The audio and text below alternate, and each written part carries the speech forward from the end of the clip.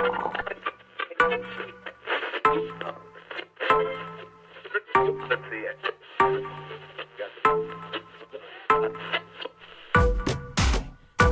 is Compendium, a podcast about communication and communication research. This podcast is brought to you in conjunction with the COM 1000 course at the University of Connecticut. Here now is the host of Compendium, Professor Steve Stifano.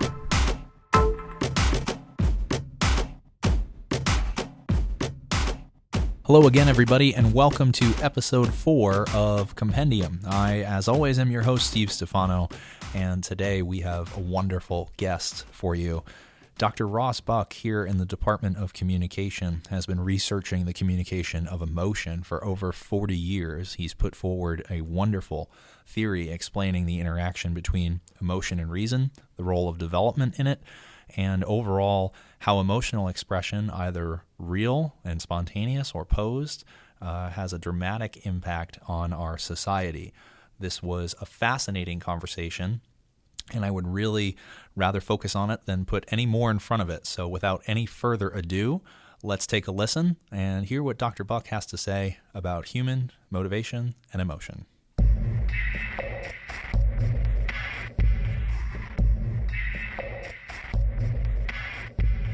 So my guest today is a communication scholar and a psychology scholar, for that matter. He has been at the research of communication for quite a while at this point, and he has many experiences and an entire theoretical framework that he can share with us. And his material was the focus of our lecture on motivation and emotion in the COM 1000 course. So I'd like to welcome Dr. Ross Buck to the podcast. Hi, Ross. Thanks very much, Steve. So as we begin this podcast, as we always do, we like to ask some basic questions to kind of introduce you to our students outside of communication. So to begin with, where were you born? In Sewickley, Pennsylvania, downstream from Pittsburgh. Downstream from Pittsburgh. Right. A rural town? It's a small town. Okay. It's not rural, but it's a pretty urban area in the Ohio Valley. Okay. And when you were going through school, where did you go to school? I went to Quaker Valley High School in the Sewickley area, and then I went to Allegheny College for my bachelor's, and majored in psychology there, and went on to the only course they didn't have at Allegheny was social psychology, and it really intrigued me what social psychology would be about, so that's what I chose to go on in graduate school. So I went to the University of Wisconsin in social psych, got my master's there, working with Len Berkowitz on some of his work on media violence. Mm-hmm. And then I finished my PhD at the University of Pittsburgh. And while there, I really got into communication, working with Robert E. Miller at the University of Pittsburgh Medical School. And Bob was working on measuring communication in rhesus monkeys. And so that's basically where my task was to create a similar situation to his in human beings. Mm-hmm. So when you actually answered one of my questions, I suspect, when you mentioned that, because I was going to say, when did you realize you wanted to study communication further? And I suspect it was then with Dr. Miller. Yeah, absolutely. I had not really thought of communication, and really kind of strangely, communication is very little studied per se in social psychology. You would think it would be, but Miller in his study taught two monkeys to press a bar when a light came on, and then he paired them so that the sender monkey could see the light but didn't have the bar.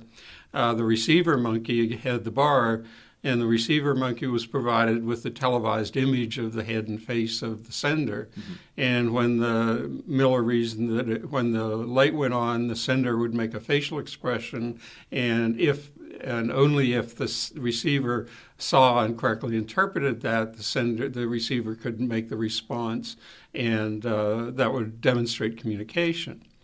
and he found communication to be very robust, and so I was brought in to create a similar situation in humans. Mm-hmm.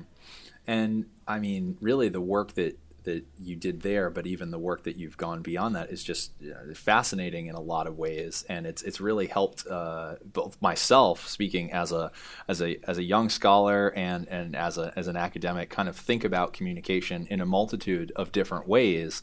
But I wonder what during that process made you go through the moment where you said, "I would like to be a college professor." That I kind of came to gradually in graduate school. I really enjoyed teaching. I enjoyed the academic life, and that was what I wanted to do after I left Allegheny. Interesting. So, as we mentioned in the course, but for those who may not be familiar, you put forth a theory of communication that argues emotion as a foundation of human behavior, human development, societal development. How did you come to see emotion as such a fundamental component of understanding of people? Well, in this technique that Miller and I developed, the slide viewing technique we call it, we show people examples of emotionally loaded color slides and videotape their reactions, and then receivers watch the videotape and make judgments about the senders. And one of the things we found was that people who have large physiological responses to the slides are actually less expressive. The more expressive people have smaller physiological responses, and to some extent that is kind of surprising because it shows expression and physiology going in different directions. Mm-hmm. So to study this further, and we found gender differences. Women were better senders than men, and they had smaller physiological responses. So to study this further, we studied preschool children and had their mothers view them as well as undergraduates. And we found no gender difference in the preschool children in their sending accuracy. But as the boys got older, between 3.5 and 6, they became less expressive. Mm-hmm. So I think that boys are taught in our culture to inhibit and mask some of their overt expressions of emotion, and the stress associated with that may be a reason why they are more physiologically reactive. That's a really interesting point. We don't get into gender and even sex differences in the course as much as we'd like. We mention them here and there, but we don't have a complete unit on it. We, of course, have the course in the department that talks about gender. But it really is interesting to think about how at such an early age, the socialization that's going on with children can have a direct physiological effect on them, and potentially even a health and mental health effect, right? Absolutely.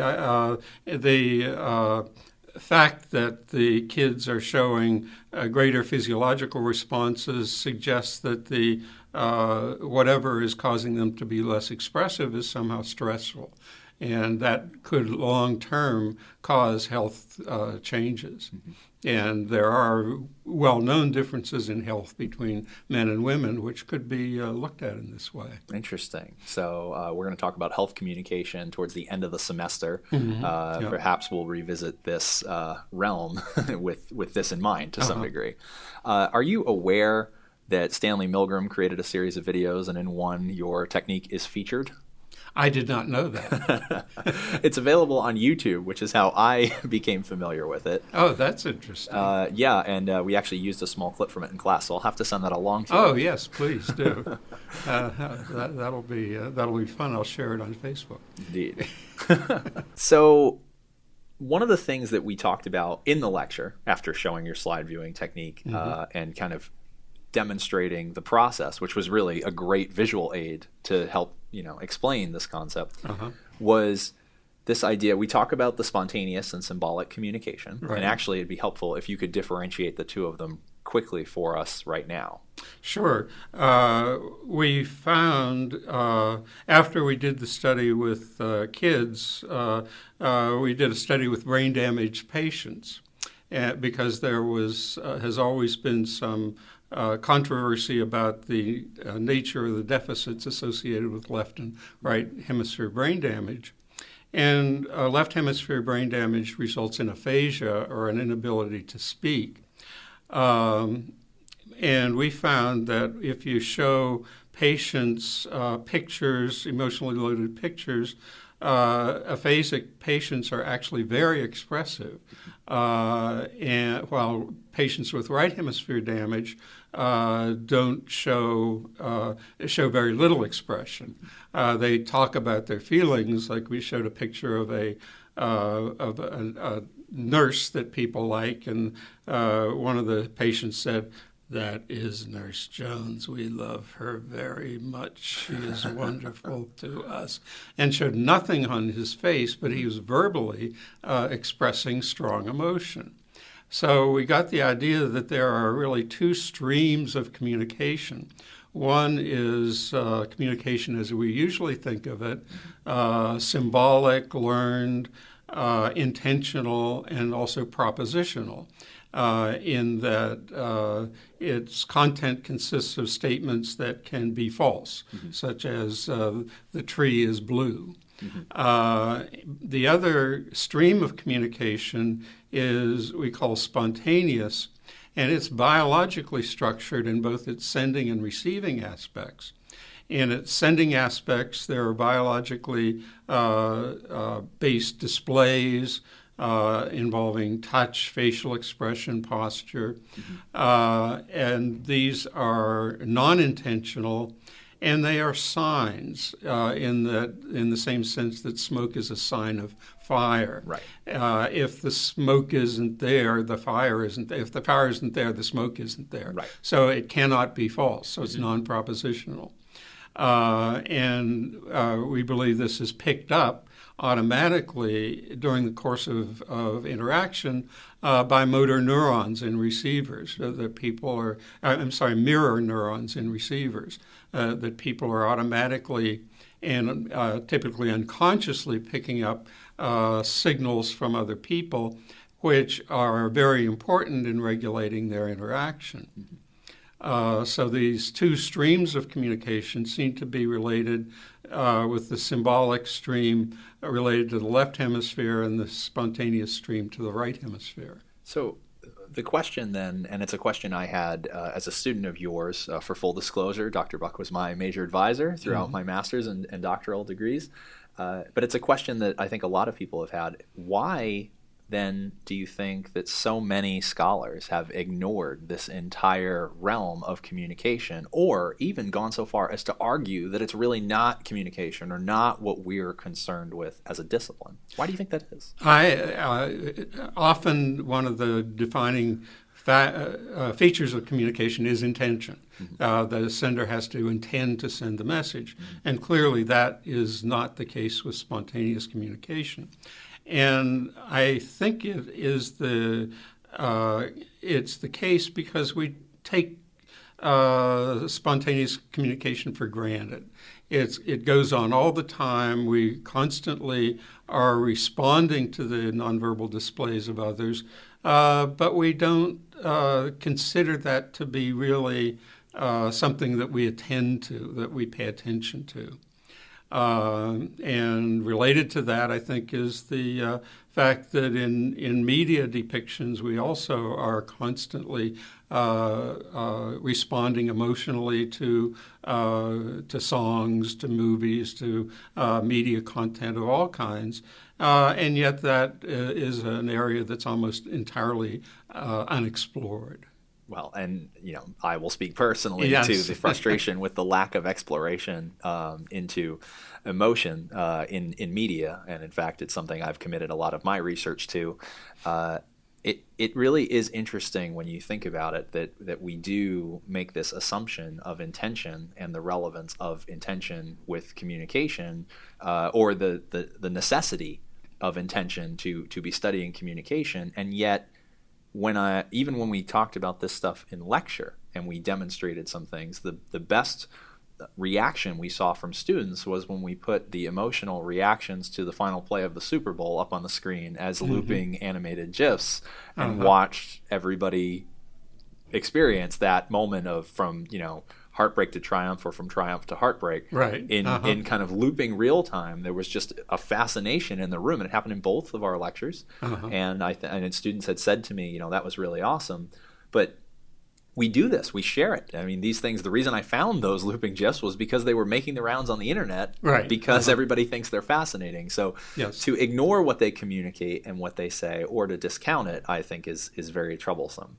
But unfortunately, it has happened. But you've done a wonderful job arguing against it or above and beyond it, and saying, no, we need to focus on these things if we're really going to understand the symbolic communication that we're doing. We have to understand the systems that underlie it. Right. One of the things that you talk about, and that I always have found interesting, in my experience in film and narrative film in particular has made it interesting, is pseudo-spontaneous communication. Yes. So one thing that would probably be undeniable to anyone, despite their interpretation of communication as being intention-based or not, is that pseudo-spontaneous communication occurs and is a very common element. Could you define it or describe it, or maybe give us some of your experience with it?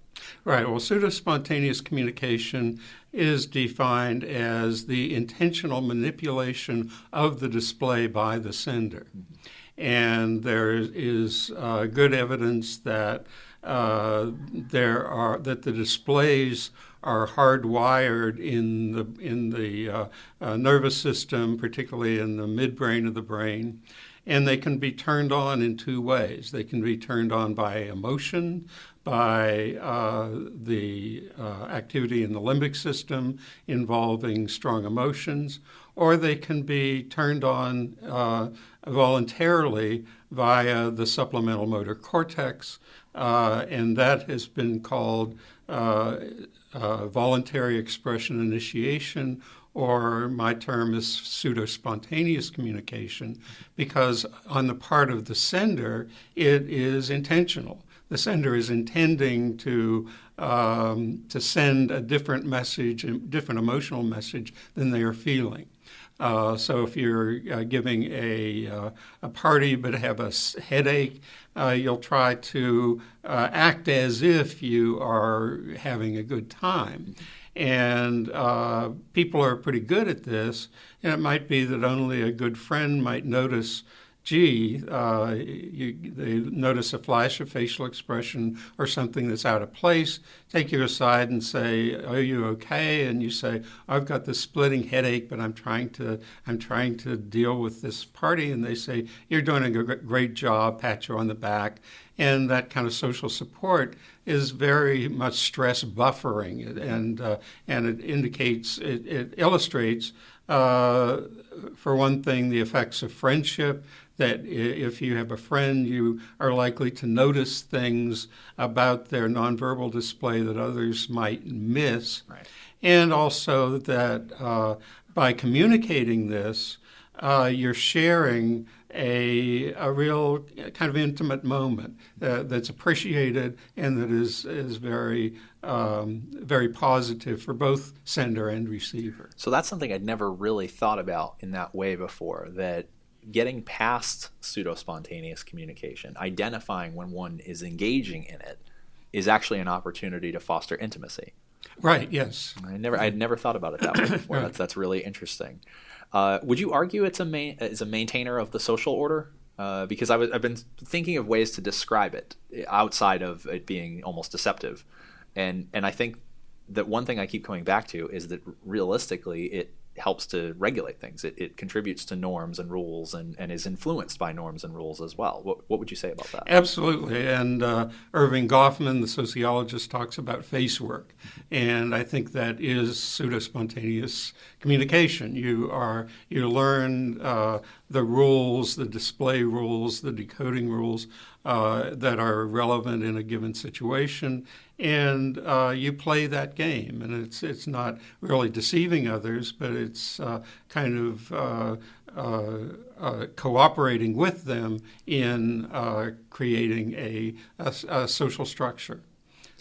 Interesting. So we talk about this social structure, and undeniably a key part of it, and I mentioned the word before, and it ties into maybe to some degree with the pseudo-spontaneous, is this idea of deception. Right. So and in a lot of cases, deception is influenced by or affected by the emotional displays that are associated with it and the emotional experience associated with it. And I think you make an interesting distinction between self-deception and public deception. And you talk in detail about self-deception. And I always found that really interesting, that we go through a lot of processes, not necessarily in harmful ways, but they can have deleterious effects. But we go through an extensive process of deceiving ourselves sometimes. Yes, I define deception as kind of manipulating someone else, as opposed to the more face work kind of thing where it's really a cooperative venture. So in deception research, people try to use nonverbal behavior as a kind of lie detector to see if, and there are two kinds of behaviors that are where Paul Ekman and Friesen distinguish leakage, where your true feelings leak out. Right. And often you see an emotion in the upper face that differs from emotion in the lower face, partly because it's harder to control the muscles in your upper face. So you may smile but show distress in the upper face. And then the other kind of behavior are cues to deception, which are basically signs of stress. So where you may make a lot of verbal hesitations and things like that. Mm-hmm. So both of those have been studied as kind of nonverbal lie detectors, but I don't think there's very good evidence that they're very reliable. Well, and on a related note, I was going to ask a follow-up. When you see on television something will happen, Brian Williams would be the most recent example, where he told some stories that appear to be very false. Eventually they'll bring in the body language expert. Right. And they'll have the body language expert say, you see how he's turned in the chair right there, or you see that right there. How much credence do you put into those analyses? Well, it depends. Some people are quite good at it, and they are coming out with automatic measures of facial expression. So you can kind of get a reading of how much negative affect, or how much disgust, or how much happiness, etc., are physically present in the facial display. And in some cases, it is very useful, but there are real problems. For example, one major study of deception found that their system couldn't distinguish between deception and a person who did not have English as their first language. Interesting. So having English as your second language actually may make you look deceptive, or use some of the same behaviors that are associated with deception. Which is really interesting if you think about ethnocentrism and distrust of different others and stigmatization, how this idea that perhaps it's something as simple as distrusting a face that seems like it might be lying because of something like that. Your English might not be your first language. Right, and there are also differences. We talked about face work. There are also differences between rules in different cultures. For example, spacing. Again, because these are we respond so unconsciously, it can lead to real cultural misunderstandings, where someone who uses a lot of space, like from England, for example, and someone from Arabia who uses very close space, they speak together, and the person from Arabia keeps getting closer to the Englishman, who keeps walking back, and both of them may come away with very negative opinions of the other when they were both just following the rules of their culture, and not understanding why this other person isn't following those rules too.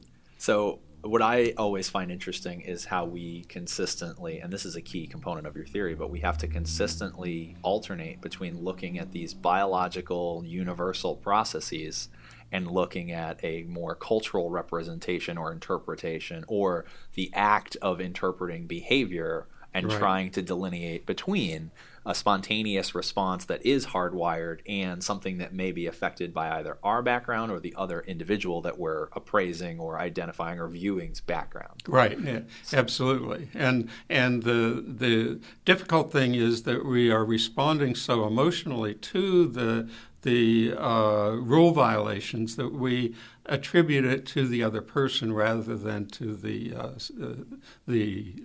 nonverbal behavior. We show in the course, we show at the RE triangle, if you will, the reason and emotion continuum. Right. And I always find it's interesting because the more you talk about it, the more you almost want to sort of hand color in a third area that blurs between the reason and emotion line of this whole, well, what's spontaneous and what am I interpreting and where is my judgment influencing what I'm seeing and how it's coming? Because when it comes to perceiving others, it obviously adds a whole nother layer to the process. Yes.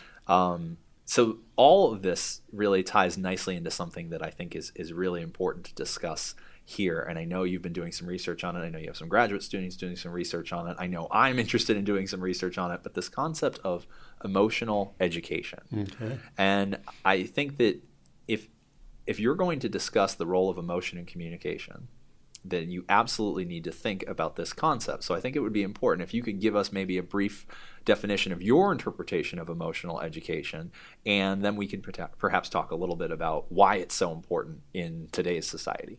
Okay, well, the emotion is unique in that it's usually defined as having three kinds of responses: subjective experience, display, and physiological response. What is really unique about emotion is that these three aspects are differentially accessible in the social learning process. Physiological responses are not very accessible. A mother cannot scold a child for having skin conductance responses. But she can scold a child for having facial expressions that are out of context. The child himself or herself does not have very good access to their nonverbal behavior, but they have sole access to their feelings and desires. So you can ask, how does a child learn to label and understand feelings and desires? How does a child learn what anger is? How does a child learn what causes it and what to do about it? And my favorite illustration of this is to imagine a little boy, Johnny, who is playing with some blocks and they fall down, and Johnny screams and throws a block. And Johnny's mother says, Johnny, you're frustrated, you're angry, you've been playing with those blocks too long. But you shouldn't throw things. Why don't you go upstairs and relax? So Johnny learns a whole lot about the feeling that he was feeling at that point, that it's called anger, it's caused by frustration, that one thing you can do with it when you have those feelings is to go and relax. But one thing you should not do is throw things because people will punish you. Right. So he becomes emotionally educated. He learns what anger is and what causes it. And he also learns emotional competence. He learns what to do when he's angry. On the other hand, a little girl, Janie, may do exactly the same thing. And the mother may say, Janie, you're a bad girl, and may slap her. Janie learns not what anger is, but Janie learns to associate that feeling with being punished, with being rejected. She does not learn the label. She does not learn what to do when that feeling occurs. And so that is the source of a lot of the complexity of emotion, that emotion is not an objective thing. in ordinary life. Right. We can look objectively at the concomitants of feelings and desires if we look at neurochemistry or look at the brain or something like that.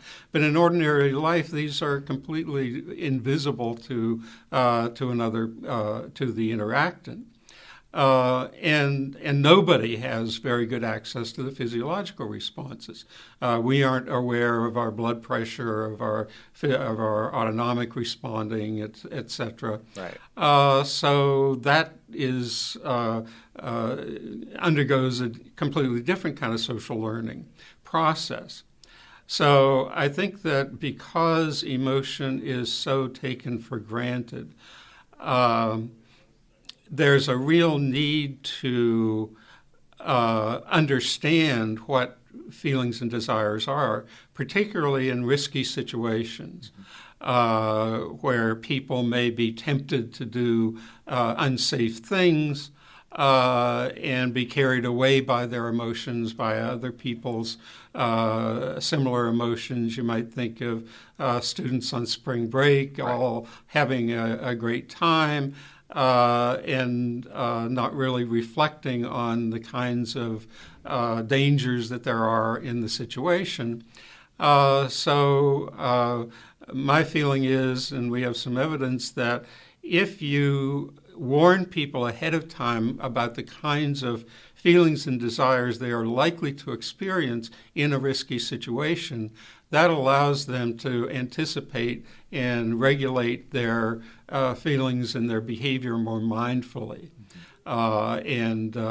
So, for example, I'm interested in developing targeted emotional education modules that are targeted at a specific behavior like safe sex, texting while driving, drinking, whatever kinds of risky situations one might think of, and analyze what emotions are involved in those, and simply present them to people before they get into those situations, so they are kind of inoculated emotionally against the dangerous behavior.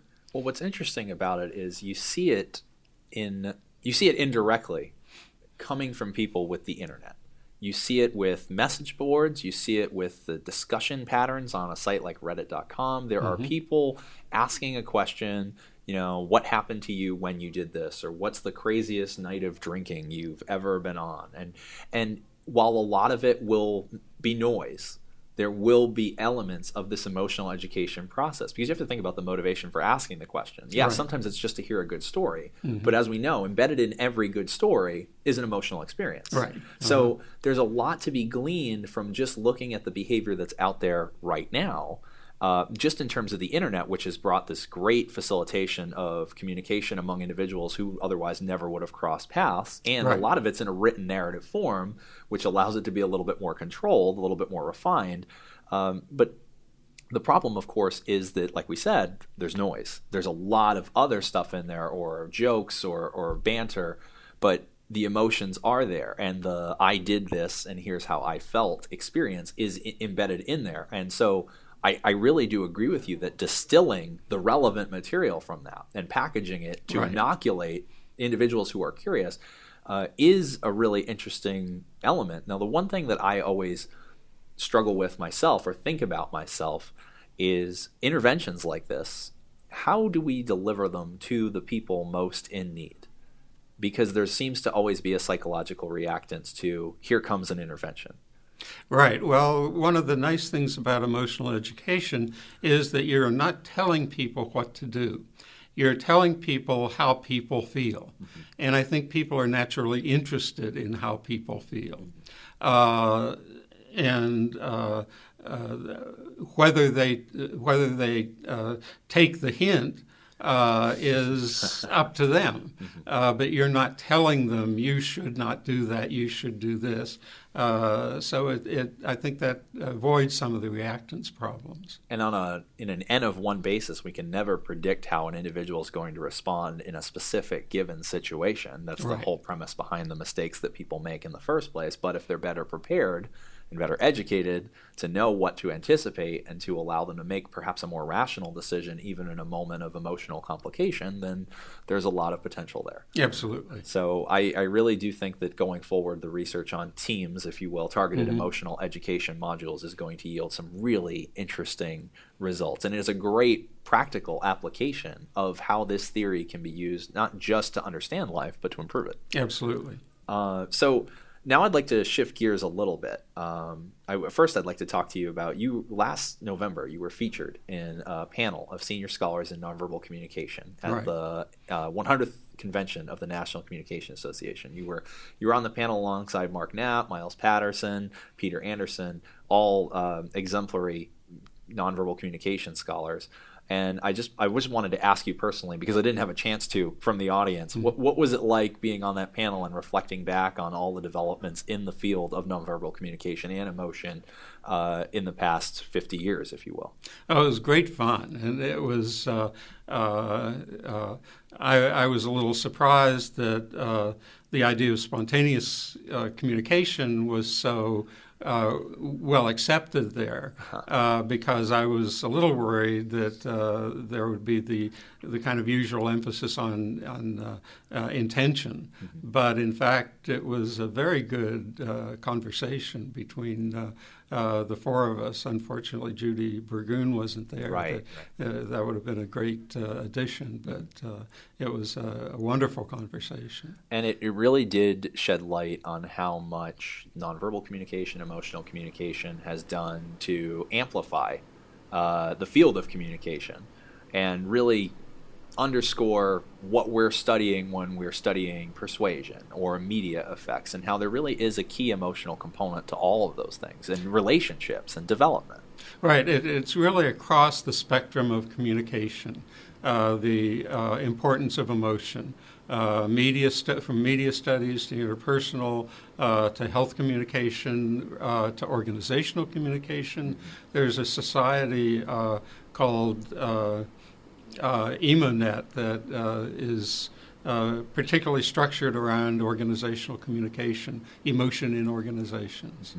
And it's an international organization. So it's just a wonderful time. Part of the one aspect of the fact that this has been so ignored is that there's so much to do. Right. There's so many things are open to a new way of looking at the communication process. Right, and I think people tend to get bogged down when they hear new way, new way, new way. In fact, one of the pieces of advice I've often seen given to young doctoral candidates when they're giving a job talk or something is to stop talking about how much ground you're breaking and just talk about how you contribute to the field. Right. Because everybody gets excited about their own ideas. So, Yeah. Okay, so now I'd like to ask you a little bit different question.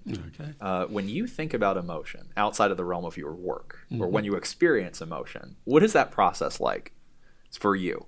Because you seem to have such an understanding of it. You are so familiar with it from an academic perspective as well as from a personal perspective.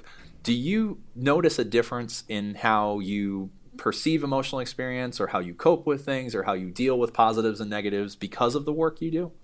It's possible. I think that if a person is really immersed in an area that involves kind of direct experience. For example, if you are an enologist, a wine taster, and you learn the ins and outs of different types of wines, or if you're an artist that learns the ins and outs of different kinds of colors, I think the same is true with emotion. That I think I am very interested in emotion, and I try to study my own feelings and desires and be aware of them. And I think it's a source of satisfaction. I think it's a source of that I'm able to communicate. I try to communicate with my students, with other people, very openly about emotion, and I think that's a good thing. Has there ever been a time in your life where your training and experience and your research has helped you on a practical level? I'm not sure. I am. I'm sure it has, but I haven't really been that aware of using it in that way. So perhaps you're focused on experiencing the emotions right, that you're experiencing rather than thinking about them on such a level. Right. Do people come to you for advice on their experiences and the emotions that they're feeling sometimes? Sometimes they do, and I'm not really good at responding to that. Do you remind them that you're not a practicing psychologist? Right, yes. Interesting. Uh-huh. So you mentioned before you compared the wine and you compared artists and colors and whatnot. Mm-hmm. I've noticed in the past, from knowing you for quite a while now, that you have a passion for art and photography. Absolutely. And design. Yes. And I just wonder, do you think your work has influenced your interest, or your interests have influenced your work, or how do you reconcile that with the research that you've been doing? I think my interest influenced my work in developing the slide drawing technique, because I was very much accepted the idea that slides, that pictures could evoke real emotions. And so I use photography as stimulus material, and at the same time, I think it's fed back and influenced my photography as well. So. Interesting, and you take wonderful pictures, I might say. Oh, thank you, I appreciate that. If there was an area of academic development or scholarship that you've never pursued because of the path you've taken, but there was something out there's something another professor on this campus is doing right now that you have no training in, but would have liked to, if you'd had a second go of it, take a shot at, what would that be? I'm not sure. I'm really interested in kind of the consciousness, what consciousness is, and what are feelings and desires, where does that come from? And I think that the answer may lie in the realm of real theoretical physics, that there is a reality. We are kind of drawn. We understand the world in terms of the ecology of our experience, the kind of ecology that we've grown up in. But we know from physics that there are many more dimensions than we are aware of, and so I might have liked to think about something like that. Certainly not a light topic. Not a light topic, no. Related to that, I was going to ask you about where you feel the future of the study of emotion and emotional communication is going. I think it's going to revolutionize the social and behavioral sciences. I think there is a real top-to-bottom revolution coming. That emotion, once it is finally recognized for the tremendously important process that it is, and now that people are able to measure emotion as never before, able to capture the nuances of nonverbal display, are able to look into the brain and look at the functioning of neurochemical systems that underlie feelings and desires. I think that's going to come together and really revolutionize the whole intellectual enterprise of social and behavioral science. Now, on a related note, one of the last lectures I teach in COM 1000, and it's sort of an addendum, if you will, at the very end of the course, is I talk about the future of human communication. And we, not to spoil it for our students who are going to actually take the class and see the lecture, but we start with, the next few years, and then we move into the next few 100 years. And so I'm wondering, a concept that'll be foreign to our students, but not for long. What do you think about the notions of the transhumanism movement and this idea that man and machine will merge and, that the experience will be drastically different than what we're seeing today, and that humans as they currently are may no longer exist, but humanity will? What do you think about that movement? Coming from a kind of an evolutionary background, I think we have a lot more in common with microbes than we do with computers. Interesting. 40% of our genes we share with slime molds.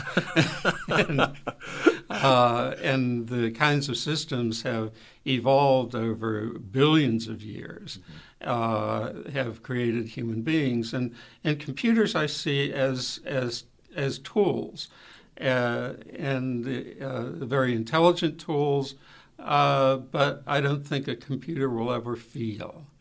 And that is a gap between humans and computers that I think will always exist. Interesting. And a great answer, I might add, too.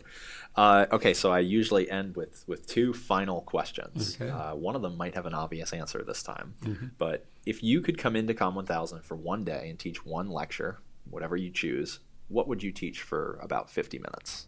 I would talk about the slide viewing technique and the basic research that has come out of that. Interesting. Yeah. Okay, and I'm not surprised. Right. And then secondly, our students are varied. Some of them are future communication majors, but a lot are going into a number of different fields, and we try to give them some insight into everything that perhaps lies in front of them. If you could give one piece of advice, whether it's academic or practical, to our Communication 1000 students right now, what would it be? Pay attention to your feelings and desires. Okay. Pay attention to your feelings and desires. It's as simple as that, but it's never that simple. Right. And those of others, particularly your closest friends. Wonderful. Okay, well, I guess that wraps it up. Dr. Ross Buck, our guest today, and a fascinating conversation. I really appreciate you taking the time to come in today and talk to me. I really appreciate you asking. Thank you very much, Ross. Thank you, Steve. Take care. So there you have it, a fascinating conversation with Ross Buck about the role of emotion in human communication.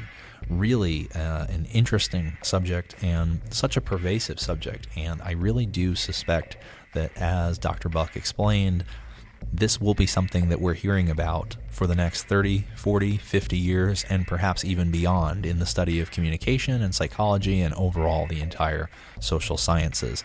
As technology gets better, we've come to understand emotion more deeply. We are no longer as afraid of it as we once were. But that doesn't mean that we have completely grasped it yet. And in some ways, the variability associated with emotion, the lack of clarity, the subjectivity, if you will, is one of the reasons it's the most interesting topic to explore. Every time I teach about emotion in COM 1000 or in my other courses, I get a positive response. Students tend to react to it favorably. They tend to find it really interesting. They tend to have not thought about it as deeply as we discuss it in the lecture.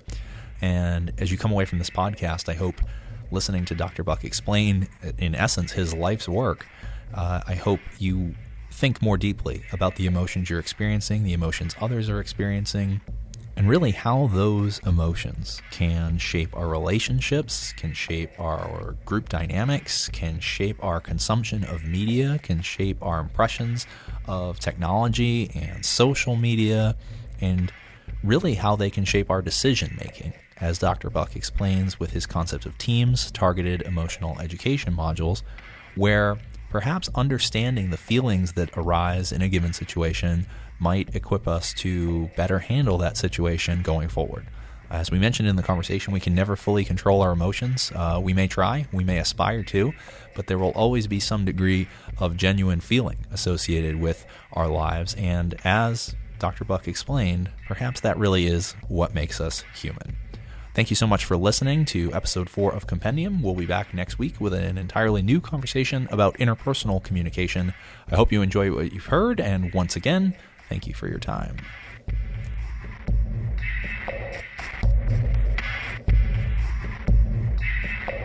The views expressed in this podcast are those of the host and his guests. They do not reflect the views of the University of Connecticut, the UConn Department of Communication, or the COM 1000 course itself.